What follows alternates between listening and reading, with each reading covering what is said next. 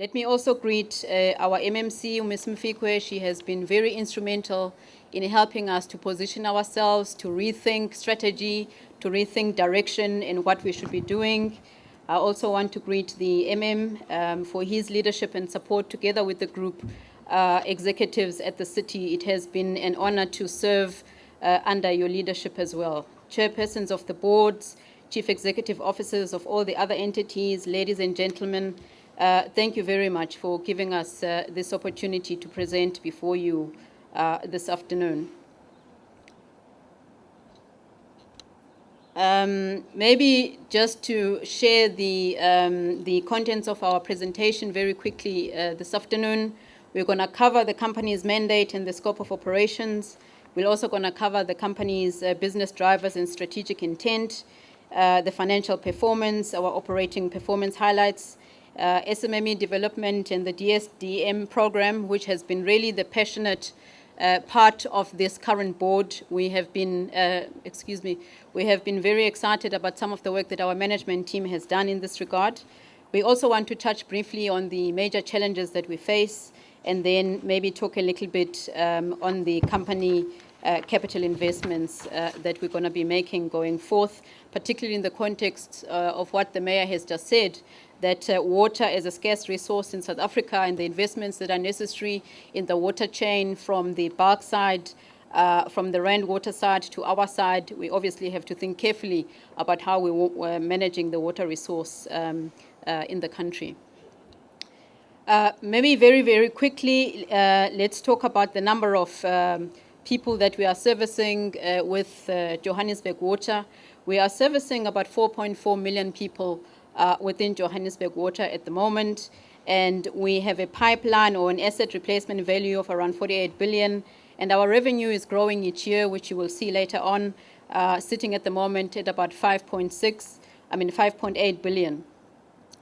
You will also notice from our financials, which I'm sure many of us have had time to have a look at, is that when we are talking about integrated development and services delivery, for every strike that happens in Johannesburg Water, we are quite confident that our 2,500 member team or our employees are going out to lay additional pipes to replace some of those challenges that we have, to make sure that by the end of the day, our people get the services that we need. I'm not going to go into the details of each of those targets, ladies and gentlemen, because of the time constraints that we have. But needless to say that our collection and treatment has increased, and our quality assurance is getting better every day from an operational point of view. Our financial position is not as dire as we thought it would be at this particular point in time. And obviously, we've got quite a strong technical team that deals with both technical and non-technical issues. From a resource resilience point of view, we are obviously putting in place various strategies to reduce the amount of consumption or to manage demand management in creative ways, in line again with what the Department of Water Affairs is doing at a national government level, and also what working very closely with our bulk supplier, Rand Water, in making sure that we are managing that very well.